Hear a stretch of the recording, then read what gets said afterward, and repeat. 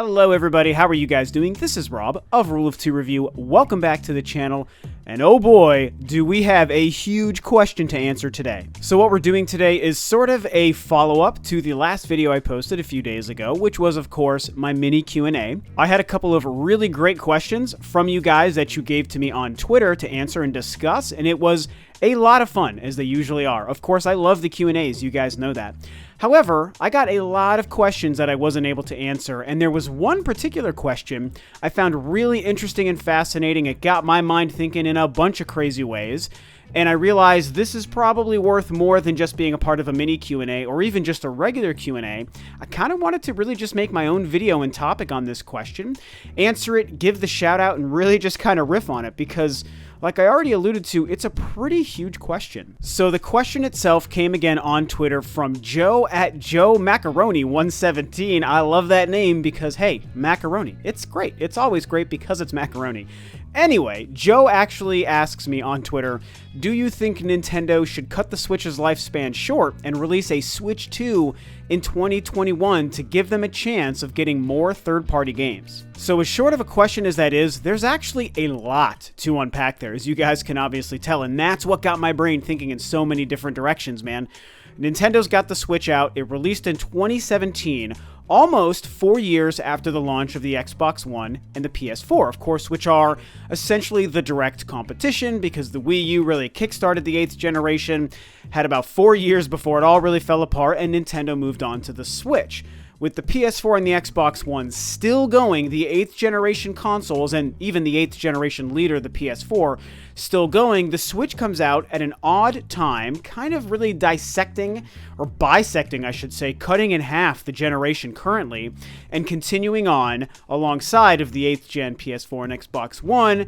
Of course, a lot of us know we might really be on the precipice of the next generation. It really seems like the PS5 and the next Xbox, now codenamed Scarlett, are probably somewhere on the forefront. I feel like in the next year and a half, we're probably going to hear official statements and confirmation from Sony and Microsoft about what's going on. I mean, heck, even at E3 this past year, just a month and a half ago, Phil Spencer on Microsoft's stage really kind of did already do that. I mean, he said Microsoft is working on future Xbox consoles, and he even used consoles plural, so we know stuff is coming to us sometime soon, which then puts the current Nintendo console, the Switch, in a weird, precarious situation where it's so new and it's so fresh. It's a freaking fantastic machine. My favorite console on the market, one of my favorite consoles ever written. However, technologically, it doesn't stack up to even the current PS4 and Xbox One, and so if in the next 2 or 3-ish years, give or take, we suddenly get the PS5 and the next Xbox, where does that leave the Switch? Where does that leave Nintendo? Do they need to make a crazy sudden shift and move on to something new, or is the Switch awesome enough and selling so well with such strong hype that it could continue even through the launch of those next consoles? So yeah, anywho, I know I just gave you guys a whole lot to unpack there with that little rant, but that's really, that kind of sums up the insane nature of the situation when you think about it. And what Joe here is asking with his Twitter question, that's how weird this situation is, man. And so I wanted to discuss this a little bit. The main idea, he asks me, with new consoles coming, does Nintendo need to cut short the life of the Switch and move on to a Switch 2 sooner than probably anticipated? And he gives us the year of 2021. I could see it being as early as 2020 or as late as 2022, but we'll just go with his default kind of 2021. Does Nintendo need to move on for various reasons? Now, the reason he specifically gives us is for Nintendo to move on to gain more third-party support and more third-party games than we're already seeing with the Switch. And I understand that question, and I think that that's really one half of the reason why Nintendo may or may not decide to do it. One half of the reason would be what I already said, the possible PS5 and the Xbox Scarlett. The other half is what Joe brings up, the fact that maybe that would help Nintendo garner more third-party games.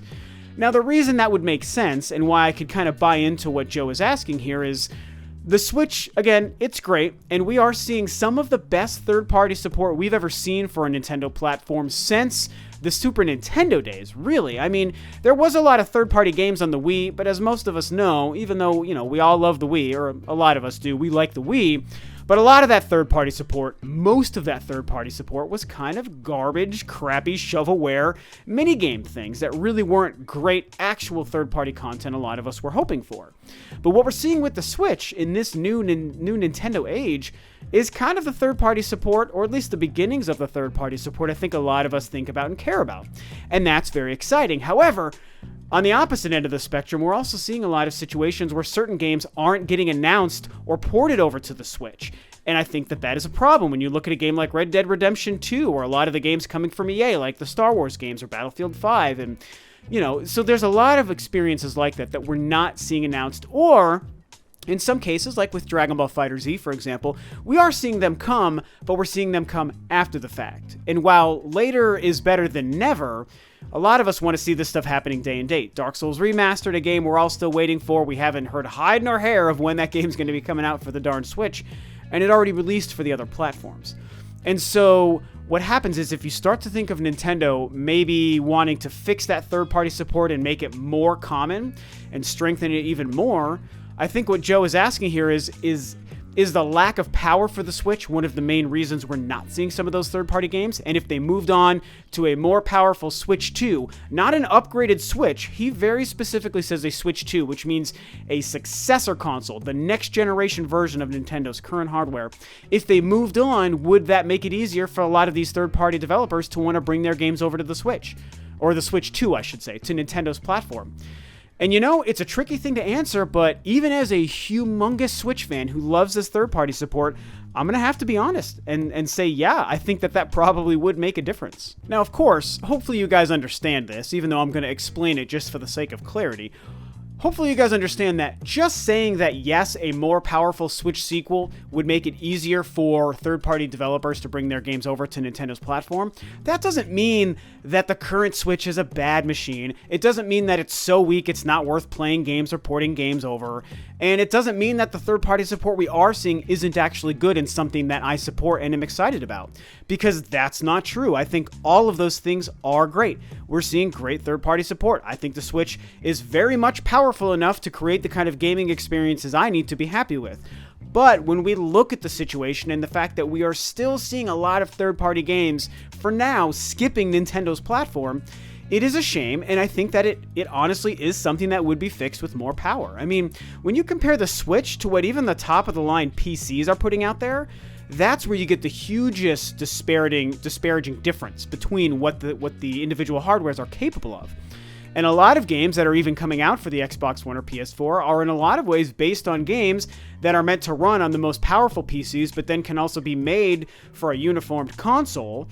But then you have to downgrade even further to get to what the Switch is capable of. And even though the Switch is really impressive technology for what it is, it apparently can't do things like what Red Dead and Battlefield and XYZ other third-party game can do. And I think that's one of the main reasons we're not seeing a lot of these developers port their games over. If Nintendo wanted to fix that kind of last remaining third-party problem sooner than later, if they moved on to that more powerful hardware like Joe suggests, yeah, I think there's a really good chance, you guys, that would fix the situation. It just would. But then let me flip the script back to the first topic that I brought up here, which was the idea of the incoming PlayStation 5 and Xbox Scarlett, or whatever that turns out to be.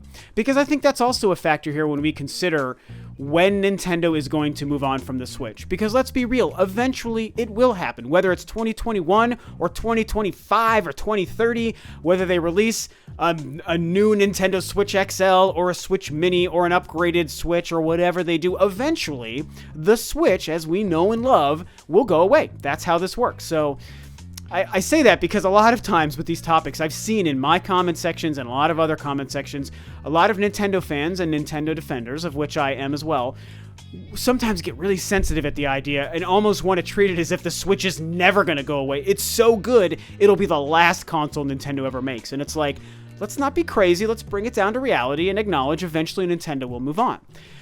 Now, when the PS5 and the next Xbox launch, I think that Nintendo is going to have some kind of answer for those machines. And I do, of course, understand that Nintendo is a very unique company, and this is one of the things that we love about them, is that they can march to the beat of their own drum, and they don't always have to be so tied in tow with what Sony and Microsoft are doing. That's the brilliance of Nintendo. When they fail at that, it's a pretty big failure, like what we saw with the Wii U. But when they succeed with it, like what we've seen with the Wii and what we're seeing with the Switch, they do incredibly well. They do, honestly, the best they ever have done. So there is something to be said for Nintendo doesn't have to answer the PS5 and the Xbox 2. I totally get that. However, I think in this upcoming market and age that we're in right now, I think it's fair to say, without saying anything negative about Nintendo or the Switch, I think it's fair to say that they probably will need some kind of answer for those next machines. And I also think Nintendo will have an answer. That's the thing, is beyond what I even think they need, I'm kind of sort of predicting that Nintendo will be planning on doing something. I don't think that they want to just stand idly by as this incredible next generation, monumentally powerful PlayStation 5 and Xbox Scarlett come out, and the incredible money and marketing power behind Sony and Microsoft are supporting these new machines, and Nintendo, even with how great the Switch is, even with how well it's selling right now, and all the hype and momentum, eventually that will wane. And eventually, a new PS5 and Xbox with that marketing power will make a humongous dent in the very outdated technology of the Switch at that time. And I say outdated technology in terms of power. Obviously, what it allows us to do with the portable console nature is a different story. Obviously, that's a different kind of technology. But as far as just the power under the hood, it'll be really outdated. The current Switch as we know it, so outdated for a PlayStation 5 and Xbox Scarlett. And so that's why I think Nintendo will be thinking about how they can give a direct answer to those new machines whenever we see them. And so this, of course, has to bring us back to when this might happen. Going back to Joe's question, he mentions 2021, again, more relating to the third-party thing, but I start to wonder, is 2021 the year we might even see the next machines from Sony or Microsoft? And I think, yeah, I think that's probably the prime time, if not maybe earlier. I mean, gosh, I've gone so back and forth about this. I've talked about this so many times on my own videos, and many other people on Twitter and YouTube have talked about this. When can we expect these things? There's been rumors and rumblings from Sony and Microsoft in different quotes. Some of them are rumor quotes. Some of them have been official quotes about them with their next hardware. I mean, could we see new hardware from them as early as 2020? I sometimes think, yeah. It's like, today I think maybe yes we could, and tomorrow I think no way, that's too early, it's going to be later. I mean, I don't know, you guys don't know, so it's really hard to say. But I will say this, 2021 does not seem impossible. It feels very right to believe in 2021. Either a next Sony or Microsoft machine is going to launch that year, or will be brand new hardware that just had launched by that year. And then we start to get back into the whole cycle of this whole idea and topic, is does Nintendo need to answer those consoles and those releases with a Switch 2? Or could the current Switch continue to ride that hype? And you know, I mean, obviously you guys are kind of understanding where I'm falling on this. I mean, I think that, yeah, Nintendo's going to have to. And if they don't, if they decide not to, I'll end this topic here with this. If they decide not to, I think it's going to be because they have incredible faith in whatever the Switch is doing at that current time. Whether it's 2020 or 21 or 22 that the next machines come out, it's because the Switch momentum has not slowed down. Even right now, we're kind of in a slightly slower period than what last year was, but I think that we're really just kind of evening out than seeing it slow down or seeing it become slow. I think that we should really look at the distinction there. I think it's just evening out because 2017 was so insanely good for game releases for the Switch. And so I think it'll just come down to what the Switch is truly doing in 2021 and when these machines launch, and how confident Nintendo feels about what they're doing and what they're selling, and that, you know. And I mean, I just have a feeling that by 2021, it's going to be time for Nintendo to be moving on from the Switch. And again, I know I'm going to remind you guys who love the Switch so much, I'm not trying to say anything negative towards the Switch. That's not a negative statement towards the Switch or Nintendo. It's just how these things work. So maybe some of the people who react that way out there that I see, maybe you're younger and you're not used to what it's like to go from hardware to hardware and from success to failure to success and from one generation to another, but that's just how it goes. So saying that Nintendo's going to need to think about a Switch 2 by 2020 or 2021 based on sales and competing consoles and whatnot, that's not a dig on present-day, current 2018 Nintendo and the 2018 Switch. So at the end of the day, that's kind of how I feel. I mean, it'll be interesting to see if and when these new machines come from Sony and Microsoft and what Nintendo's going to be planning on doing. Are they going to be hyping up their own next machine? Will the Switch be selling gangbusters then like it is now? Will it have slowed down? Maybe it will have picked up even more. Who even knows? There's 1,000 options.